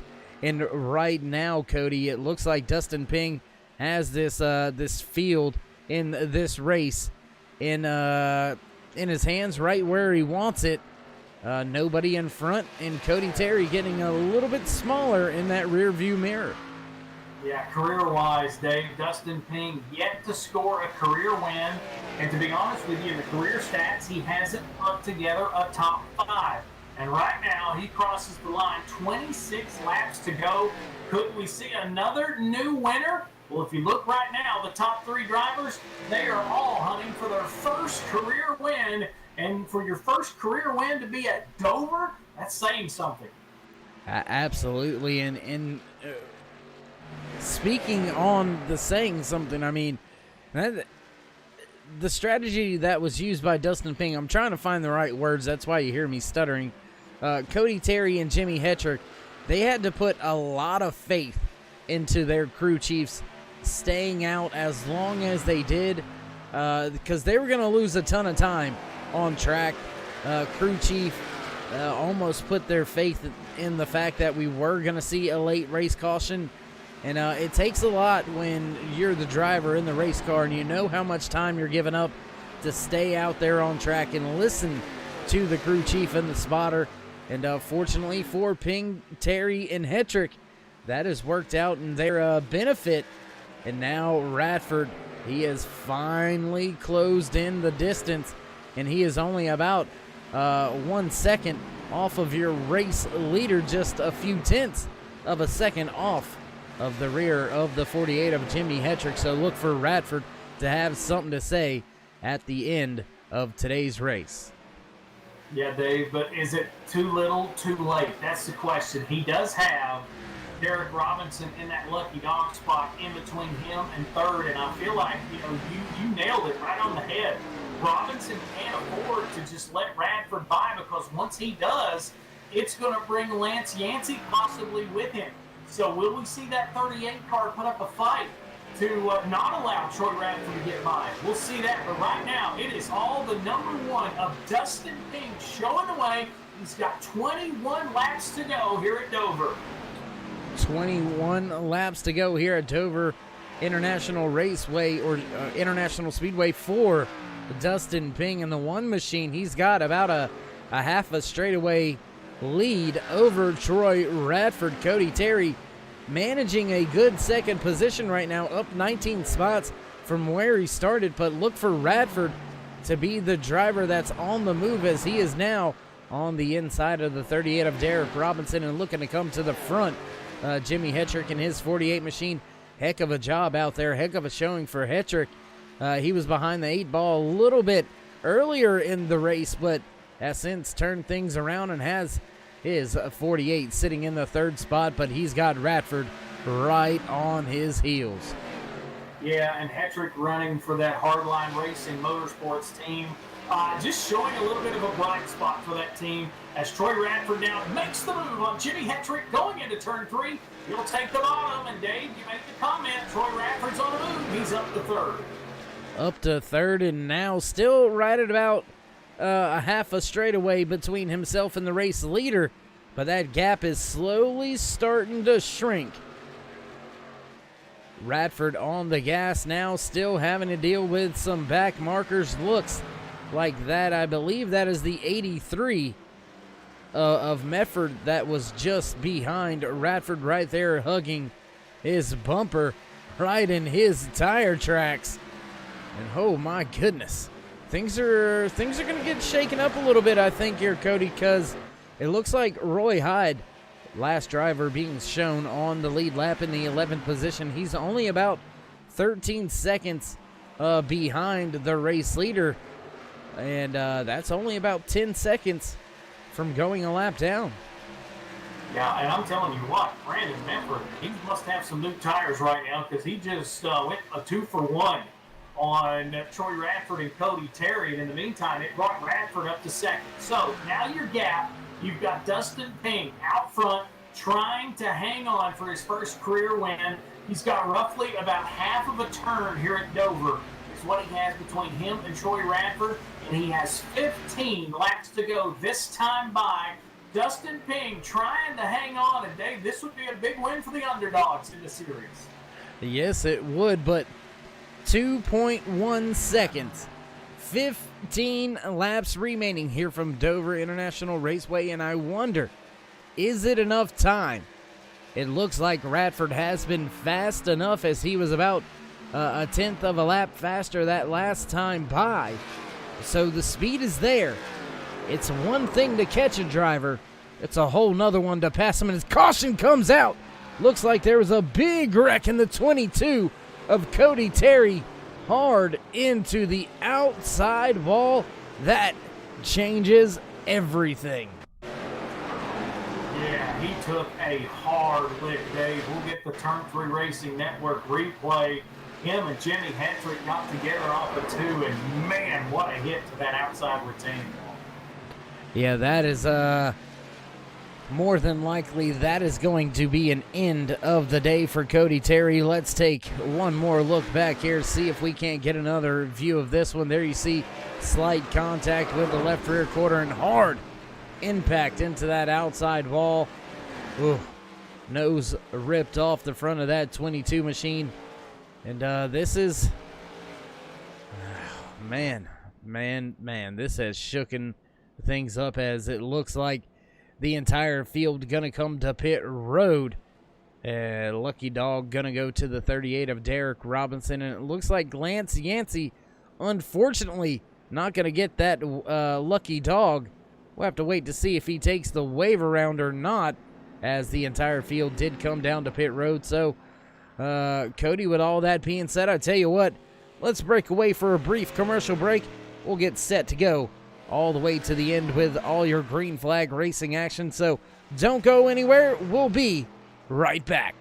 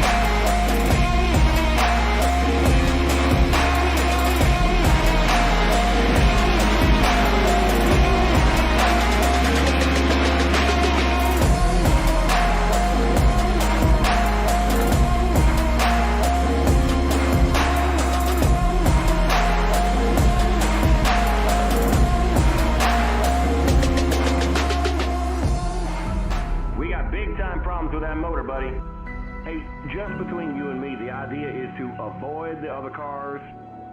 Congratulations! You just set the sport back 30 years with that move. That move will put you in the Hall of Shame. You keep doing stuff like that and we're going to lose our sponsor. Looks like that's it for us today. Now I know why you got canned by your old team. It's over. We can't fix that damage.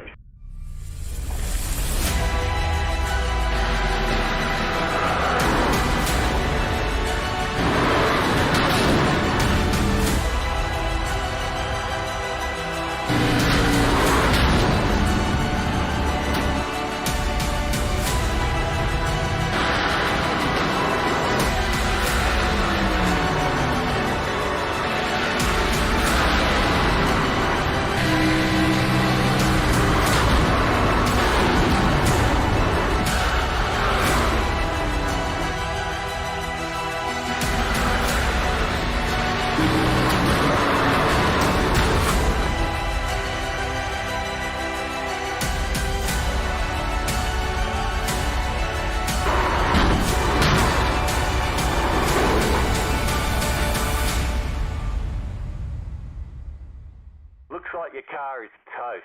You'll need a tow back to pit lane. Press and hold your reset button and we'll come and get you.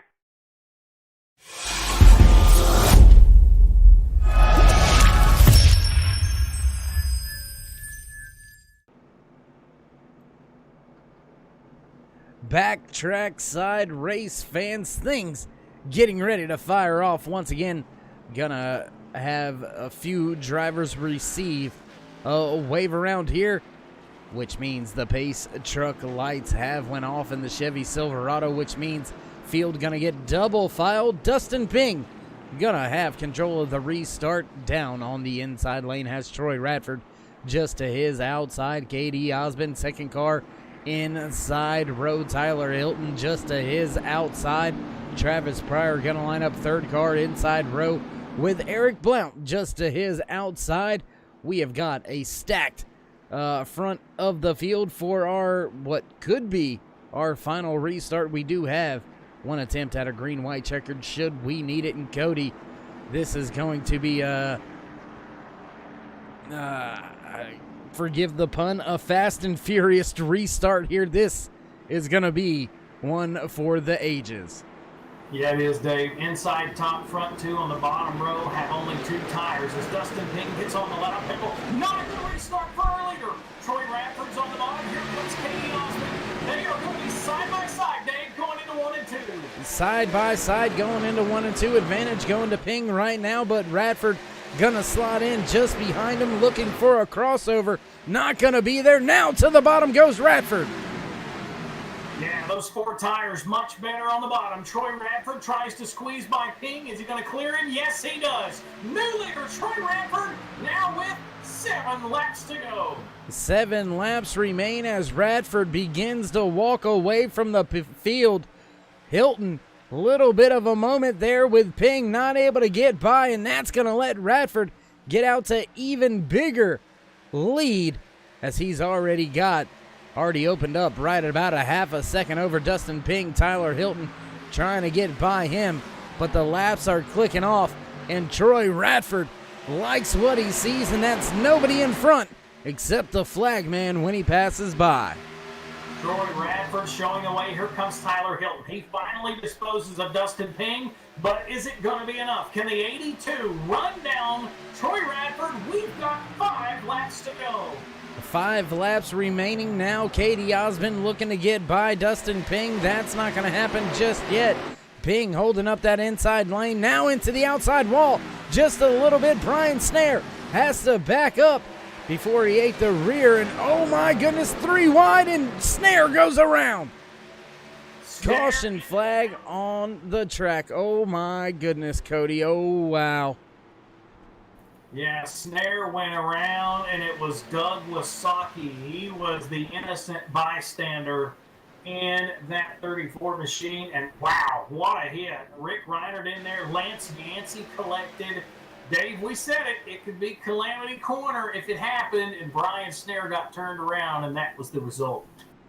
Yeah, unfortunately for Doug Wasaki, nowhere to go here Wasaki just kind of coming through the corner. We'll take another look at this as Rick Reiner just behind him. And, oh, there's the 45 out of nowhere. 19 on the binders. But Lance Yancey not able to slow down enough. Gets into the rear of Rick Reiner. We'll watch this all unfold one more time. There you see the 34 coming through the corner, trying to avoid it and just not able to. Then the 77 and the 19 get caught up as well. Ooh, tough break there for that 34. Man, oh man, that is a big-time hit. Yeah, Dave, and what we were seeing there was simply a rush from fourth on back, and they were 3 wide going into that turn. It was Ping, Snare, and it looked like Mescal Jr., just nowhere to go. Mescal got a little loose off the bottom and got into Snare. Snare went up against the outside retaining wall, and that was the result. So what are we going to see? Well, if you've been watching most of the season, we've seen a lot of these. We're going to see a green-white checkered, Dave, and now you're going to have 2 cars on the front row with 4 fresh tires, and that's Tyler Hilton and Troy Radford. Yeah, and it's going to be another dash here to the end. I mean, you've got 4 very hungry drivers right here at the front of the field, and I'm not sure who is going to be able to walk away with this. Going to have a green-white checkered on our hands to determine the race winner, to see who's going to walk away from Dover International Speedway with the trophy for the Autism Speaks 100 here today. And do want to take a brief moment to thank each of the sponsors here in the series: the RFC, NEXTGEN, Light Electric Company, Arkham Menards, K&N Series. A big shout out and hats off to Light Electric Company coming on board as the season and title sponsor this year. 946 Designs, RFC, as well as NEXTGEN Racing. Jekyll Controls, also one of the fine sponsors here in the RFC, NEXTGEN, Arkham Menards, K&N Series. So hats off to all you sponsors, and first and foremost, hats off to all you fans out there on the YouTube side of things joining us here tonight. Want to give each and every one of you a special thanks and a big shout out to each and every one of you. Without you, there would be none of us, and we certainly appreciate each and every time you stop by here on the Turn 3 Racing Network, whether it's myself, Dave in the Cave here in the whether it's myself, Darkside Dave in the Cave, my good buddy Cody, Muth in the booth, Chris, Rick, Danny, or Big Al, any other guys back at the Turn 3 Racing headquarters. We do appreciate each and every time you stop by. And Cody, well, man, we've come kind of accustomed to these green-white checkered finishes here in the RFC, NEXTGEN, Light Electric Company, Arkham Menards, K&N Series, and I'm starting to think that I'm going to be a little spoiled, and I'm going to throw a tantrum if we don't end up having a green-white checkered for our plate races. Oh, most definitely, Dave, for sure, at those 2 races. But I'm going to paint the picture for you at home. You're watching right now. You see the field creeping down the front straightaway. You have to go all the way back to the 7th place car right now. That's Brian Mescal Jr. He is the first driver in line to have a win this year on the series. Also, the 8th place driver, Roy Hyde. He's second as far as wins this year. Then you have to go all the way back to the tail end of the field. So you have got drivers in the top 6 that are hunting for their first win of the season. You've also got drivers that are hunting for their first career win in the series ever. So if we've ever had a race, Dave, where I can honestly say things are about to get wild and crazy, I think it's going to be here at Dover, because you've got 6 drivers up front hunting for a win this season. And Dave, if I was to tell you we were in race 9 and Troy Radford and Katie Osmond doesn't have a win in the season, you would probably say I was lying. Yeah, I wouldn't believe you one bit, and actually I wouldn't believe one bit if the driver on screen, if you had told me the driver on screen, Travis Pryor, in the O2, would be this far into the season with some of the tracks that we have been to, not walking away with a win at one of those tracks, because they have been right there in his wheelhouse. Just unfortunately for Pryor, things happening and not being able to walk away with the finish that maybe he should have walked away with in multiple races. And with the camera shot we've got right now with the 0-2 of Travis Pryor, want to give a big shout out to Pat T over there in the chat, the YouTube side of things. Paint by Pat right there on that 0-2 of Travis Pryor. So big shout out to you, Miss Pat. That's for you. Yeah, car looks good. Nonetheless, we'll watch this restart, see who has what it takes, see who can put themselves in victory lane. Will it be another first-time winner? We'll just have to wait and see. Field creeps into turn 3. Troy Radford, Tyler Hilton, Katie Osmond, Eric Blunt, Travis Pryor, Dustin Payne. That's the front 3 rows. They creep in the middle of 3 and 4. One green flag, green-white checkered attempt. Next flag ends the race. Pace truck is off. When will Troy Radford fire? He waits out of turn 4. Green flag. What a restart, Dave. Tyler Hilton not off of him by much. They are side by side going into 1. Great restart there for Radford. Good restart for Hilton. He's going to slide in that second position without any problems, but the problem on the restart, that happened for the 6 of Eric Blount. He spun the tires. That allowed Osmond as well as Pryor to make their way around him. Now we've got final lap. White flag flies here at Dover International Speedway. Can Troy Radford keep Hilton behind him off of 2? 1 car length separates your top 2 drivers. Troy Radford has been the dominator of the day, and off of turn 4, he's going to pick up his first win of the 2020 season. Troy Radford crashes in, and he picks up his 7th career RFC NEXTGEN Light Electric Company K&N Series win in the first of the 2020 season. And Tyler Hilton, Dave, for, multiple times now, just short of his first career win. Yeah, and amazing that it's the first time that we're going to be able to call Troy Radford the race winner, but he gets the job done finally this season, as we've got a little bit of shenanigans going off in the background. We'll watch this 93/49 of Troy Radford enjoy a little bit of celebrations here for his race win. With all that being said, we're going to step away from the track, get things ready for our post-race interview. So don't go anywhere, ladies and gentlemen. We'll be right back.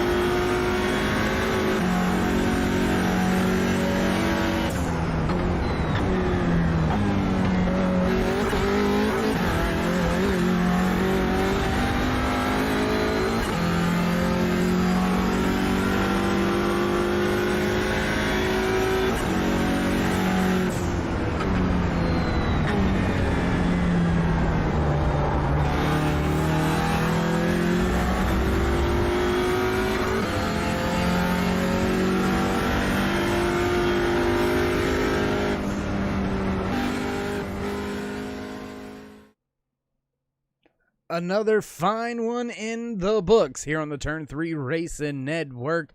The Autism Speaks 150 had one heck of a finish. Great racing action all night long here on the Turn 3 Racing Network for the Light Electric Company, RFC, NEXTGEN, ARCA Menards, K&N Series, and I think my good buddy Cody's had the opportunity and the chance to finally catch up with the driver finishing in the third position out there. Cody, have you had a chance to run down there and get him? Yeah, Dave, I am standing right now beside Blackhawk Motorsports, number 88 Sundrop of Katie Osmond. Katie, man, you came into the race today with the points lead, 6 straight starts, 6 straight top fives, still not able to get this car into victory lane. I felt like you had a good car. I don't know that maybe you would have had a car to get out front and maybe do some damage, but, man, each week I feel like you're chopping away at picking up that first win of the season, but you had a pretty good car tonight. Yeah, it was all right. I really didn't like the way it was driving, but, I just don't like this track anyway. But, I mean, I went into this thinking, my streak of top fives is going to come to an end, and it looked like it was there. But, a two-tire strategy there at the end made it continue. Well, man, let's talk about that two-tire pit stop. A lot of people would be shaking their heads saying 2 tires at Dover in the crunch time. But tell us kind of how the car felt only on those 2 fresh tires. Could you tell a big difference towards the end? It wasn't a big difference, but there was definitely a difference. It loosened the car up, which was key to being able to hold the third position. If I'd gone 4 and, stayed back in 10th, I would have finished in 10th. But, taking those 2 tires and getting the car loosened up a little bit just really helped me keep the position. Well, man, with the way things shape out, definitely looks like you're going to hang on to that points lead as we go to Talladega next week, and then we'll follow that up with Daytona. What's kind of your thought process leaving here, going to 2 plate tracks next? Pray, pretty much. Plate tracks, there's no telling what's going to happen. I usually do pretty well there if I can survive, but, just stupid stuff can happen there, so I'll be lucky to walk away from those. Well, he's definitely one of the hottest drivers right now on the RFC NEXTGEN Light Electric Company ARCA Menards Series. Katie Osmond, 7th straight top 5 race so far this season. Man, I know you got some people on the side of the race car you want to thank. Yep, big one sponsor is Ohio and Indiana Roofing Company. They're awesome. Teammates, Mike, Brian, and Dustin, they're all awesome. They help out a ton. We all help each other. Thank you to my family for watching. Thank you guys for broadcasting, and thank everyone for running in this league. Katie Osmond, 3rd place finisher tonight. He wraps up 7 straight top 5 finishes, Dave, and I think you've made your way over to talk to Falcon Motorsports' Tyler Hilton. Hilton just 1 spot short again, Dave. Yeah, finally able to catch up with the driver walking away in the 2nd spot here today. Just not quite enough laps at the end for him to get the job done. But Tyler, heck of a run, heck of a finish for you and the 82 crew yet again. I appreciate it, buddy. Yeah, I need 3 or 4 more laps, I think, there. Well, walk us through that final restart, the restart on that green-white checker there. Was there any type of strategy going into the restart, knowing that Troy had the advantage of starting the restart? Is there anything that you can do on your side to maybe increase your chances? Yeah, going into the final restart there, I know Troy's my teammate, and we were kind of talking about it, and biggest thing was just kind of clear the field first. So we took the green flag, went down 1 and 2, was able to clear Katie and everybody kind of behind him, and second goal for me there was just run Troy back down and see if I can get around him, but just, too few laps here. I needed at least 4 or 5 laps to kind of let the car kind of come in a little bit more, and I think I'd have had him, but he's just so good on that early run, especially, and with the free air and no damage like that, he was a rocket ship too. So I'll take it.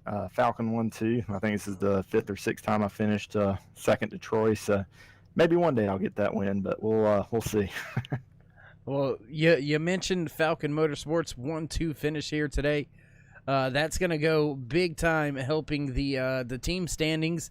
Falcon Motorsports came in behind Dirty Air Racing into tonight's race at Dover. With you guys being able to finish the way you did 1-2 here tonight, does it give you any maybe confidence or a false sense of confidence even at that, heading into our next 2 race weekends, Talladega and Daytona, 2 very big team racing tracks? It does. I mean, those 2 tracks are pretty much wild cards on the schedule anyway. I mean, that's going to be all about survival, honestly, for the most part. And then if we got it at the end, we'll get up there and do our thing. But we're looking big picture this year, especially with the guys and the momentum that we've had out on track this year. And our biggest thing is just consistency. We want to run clean. We want to get up front. We want to get these top 5s, top 10s, be in contention to win these races each and every week. And that's going to be what wins the championship. So, we go into each race wanting to win, but consistency is key. And we're definitely starting to prove that we've kind of got it down, and hopefully it can stay that way. It's going to be a great battle between us and I'm pretty sure Blackhawk Motorsports as well. KD, he's been a rocket ship all year long, and keeping up with him's been kind of a challenge, but we're close. Just gotta stay on it. All right, Tyler, my man. Well, once again, congratulations on another great finish on this season for you. Before we let you go, would you like to give any shout-outs, thank yous, love yous, thank anybody on the side of that car? Yeah, first and foremost, got to thank my wife for allowing me to do this. She puts up with me on these Sunday nights, and then I do a league on Thursday nights as well. So thanks to her for doing that. Victory Junction Gang, primary sponsor for this week. Coast and Peak, check them out for great design T-shirts and stuff like that. coastandpeaknc.com. Also, just my Falcon Motorsports crew, Troy. Congrats to him on the win. Brandon Mefford, Doug Wasaki, Tom Quattlebaum, who couldn't be here tonight. Definitely appreciate each and every one of those guys and all the effort they put into it. And Katie, especially for running clean there. That was a really fun race to the finish there. And I kind of hooked KD, so I owe him an apology. I was trying to give him congrats on that cool down lap and accidentally hooked him, and that is totally me 100%. And I didn't mean to do that. I just meant to congratulate him, but thanks for him not being mad at that. But it's been fun. All right, well, there you have it. Some few final parting words from the driver finishing in second here today. Want to give a little bit of an apology to Katie Osmond for hooking him there at the end, but kind of no harm, no foul. Katie's race was already over with, and I think, since my interview's over with, I think that Cody has finally been able to catch up with the drivers spewing so much champagne down there in Victory Lane. Man, it is nuts in Victory Lane right now as Falcon Motorsports sweeps the top 2, and for the 7th time in his RFC NEXTGEN Line Electric Company K&N Series career, Troy Radford is in Victory Lane. Troy, man, 9 races into this season, and man, you've been behind the 8 ball, so to speak, for this season so far, but to finally get a win, and by far the best car on the racetrack today, you got to be tickled to finally get that monkey off your back. Man, I'm so dang excited about the way the season's gone, and finally getting that win. I fell out of the dang car rolling into Victory Lane, so it's a good one. Well, man, lucky enough you got enough Falcon Motorsport teammates here to help get you back up and get you going. But man, let's talk about this. That very first run, 50 laps, this car got on a rail. You had to battle Travis Pryor there for about the first 10, 15 laps, but then you got things sorted out, and you really started to put down some laps. Man, this machine tonight, moving. Absolutely. Yeah, that first run, man, so Travis is just an absolutely fierce competitor. It's so hard. So once I finally got a little bit of cushion, the lane that I wanted to run to save my tires was kind of given in the inside lane. So once I got that little bit of cushion, I was able to really roll those tires and save them. So was able to start spreading out before that caution. But man, I tell you what, just a heck of a race all the way around. I think 5 cautions at Dover, which can be a total cluster at times. So, just a great race all the way around by everybody. Well, man, he came into the event sitting ninth in points, mainly because it's been a struggle. I mean, there's nothing else to say there. It's been kind of a struggle to start the year. But for Falcon Motorsports, you all in Dirty Air Racing have been going back and forth in the team standings, back and forth. You all were second coming into this week. More than likely, points-wise, you all will jump back to the top spot. And now, with Dover out of the way, we go Talladega next week. We go to Daytona next week, or the following week. So you've got back-to-back super speedway plate races. You got to be kind of glad you got this win out of the way now. Oh my gosh! And I tell you what, I don't know what idiot put the schedule together to put 2 back-to-back plate races in it, but I guess I got nobody to blame but myself. So definitely glad to get that out of the way. Hopefully hopefully get a little bit of luck over the next 2 weeks and gather some points up, because it's definitely like you said, it's been a struggle. I've just had absolutely no luck and putting myself in bad situations. So got the win out of the way and hopefully start rolling it now. Well, we talked about it in the opening of the broadcast, man. You came in 80-some laps out of 1,000 laps led. Looks like you're going to be just short of that 1,000-lap mark as you go to Talladega. But a little bit of momentum for yourself and this Falcon Motorsports team going into 2 plate tracks. I know you got some people you want to thank. Oh my gosh, yeah, absolutely. So that race could have played out for either me or Tyler, just the way it went down. He had momentum there before one of those cautions towards the end, and I was just able to take advantage there. But just always great racing with Tyler. I know the rest of the guys, Doug. If there's a wreck on the track, man, somehow it ends up finding Doug. And Brandon was trying to struggle a little bit. He didn't get much practice and was trying to figure out the track. But all of them did great, and big shout out. I mean, heck, man, Dustin Ping, he has been knocking on the door the last few weeks and just can't quite get that win. So, big shout out to him just for, and he's there every freaking week, and he'll end up getting it. But, I didn't want to give that one away today if I couldn't. Well, man, we appreciate you chatting with us. Congratulations on your 7th career win, first career win, or first win of the series this year, and look forward to possibly talking to you at Talladega next week. Yeah, thank you very much, guys. Well, Dave, there you go. Winner, another different winner on this season as we approach the halfway point of the 2020 season, and, that gears us up for the unpredictable wild card, as it's called, Talladega next week. Yeah, things gonna get wild and crazy over the next 2 weeks when we head to Talladega and Daytona. A lot of things gonna get mixed up. Point standings gonna get mixed up. Team standings gonna get mixed up as well. So look for a lot of big-time shakeups. Will we see yet another first-time winner this season, as we have continued to see all season long? And luckily for these drivers, no chase. So if you win, you're in. That's out of the question. Otherwise, our chase would almost be fulfilled. 8 races. Now make it 9 races into... No, 8 races into the season. I was correct. 8 different winners. So, Cody, I mean, what more could you really ask for at the start of a season? Not much, Dave. And we've seen drivers just make moves. I mean, we simply saw, Troy Radford. Yes, he dominated. Yes, he had the best car. But Dave, he went out front all afternoon. He had to rally back and get the lead to finally secure the win. We saw drivers get close again today. He mentioned Dustin Payne. Man, oh man, was he right saying that Dustin has been knocking on the door all season long? And now we're going to see a little bit of this teamwork, so to speak. The next 2 weeks, you've got to have your team together. You've got to have a group that's willing to work with you. But Dave, and I know, the team thing sounds good, but with 2 laps to go and a chance to win in this series, you pretty much got what you got as far as who's around you in the next couple of weeks.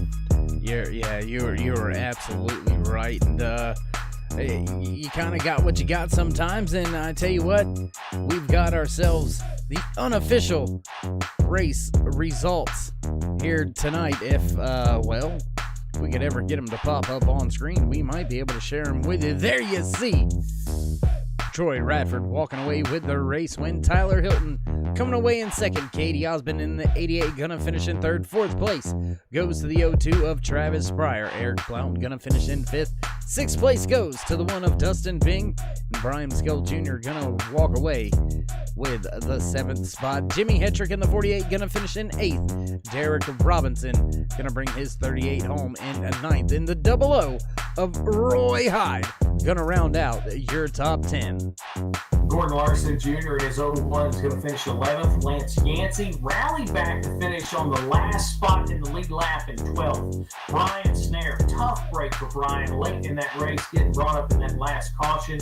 He's going to finish one lap down in 13th. Ray Radford, what a rally for him in that 47 machine. He comes up to 14th. Damon Cox, the Iron Man, in the 57 machine rounds out the top 15. Brandon Medford in his 83 is 16th. Melvin Young climbs up to 17th in his number 10. Cody Terry in the 22 will finish 18th. Rick Reiner in the 19, he's going to finish 19th. Chuck Mobley in the 76 is going to finish 20th. Walking away from the track here today, the 34, Doug Wasaki, going to finish in 21st. The 4 of Michael Messengill, after trouble, going to walk away in 22nd. 23rd will go to Thomas Light. Chris Medford going to walk away in 21st. And rounding out the field here tonight in the 25th and final spot, the 7 of Brian Kaufman. And well, with that being said, Cody, not much left to do from the booth up here, except thank all the fans, friends, and family out there on the YouTube side checking in with us each and every week. Glad that you do. If you haven't already, throw these drivers a thumbs up. Click subscribe, smash the bell over there on the right-hand side. Get notified anytime we go live here on the Turn 3 Racing Network. And from myself and my good buddy Cody, stay safe, stay loved. Until next time, my friends, we'll see you.